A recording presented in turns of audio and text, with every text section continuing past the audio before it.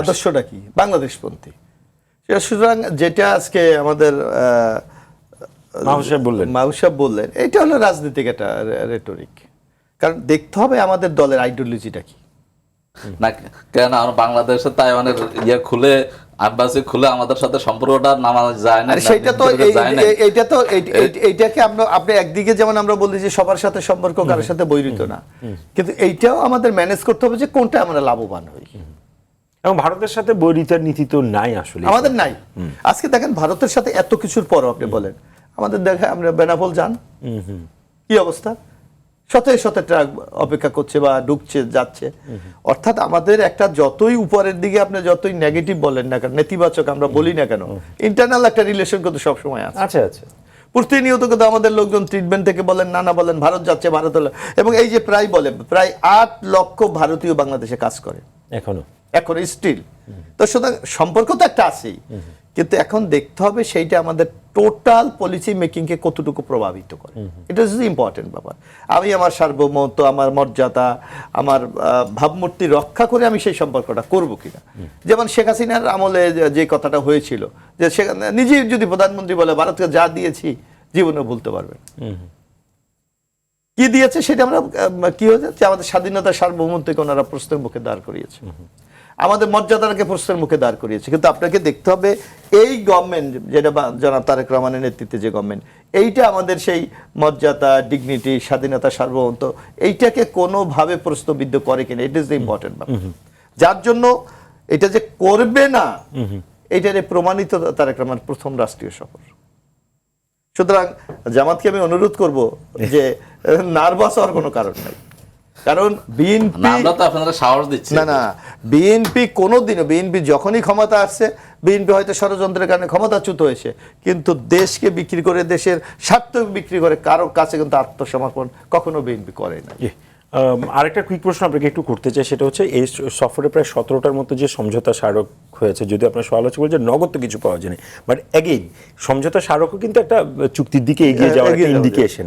সেই জায়গা থেকে যদি বলি যে অলরেডি এই সরকারের সামনে অর্থনৈতিক একটা চ্যালেঞ্জ আছে, এই স্মারকগুলো যদি চুক্তিতে কনভার্ট হয় তাহলে কি আপনার অর্থনৈতিক রিকভারিতে, যেটা আপনি প্রথমে একটু হয়তো বলেছেন কর্মসংস্থানের সুযোগ, এছাড়া কি ধরেন আমাদের যে বাজেটের চ্যালেঞ্জ আছে এই ক্ষেত্রে আমরা নগদ মানে ঋণ সহায়তার কোনো কি আশ্বাস?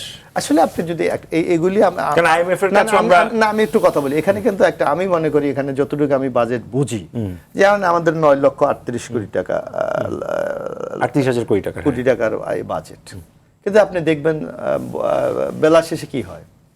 এখন আপনাকে 11 মাস চলে, কিন্তু আপনার 12 মাস চলে প্রায়, এই মাস শেষ হইলেই তো বাজেট শেষ। আপনি আজকে আমি সর্বশেষ দেখলাম যে আমাদের বাজেট বাস্তবায়নের হার হলো 48%।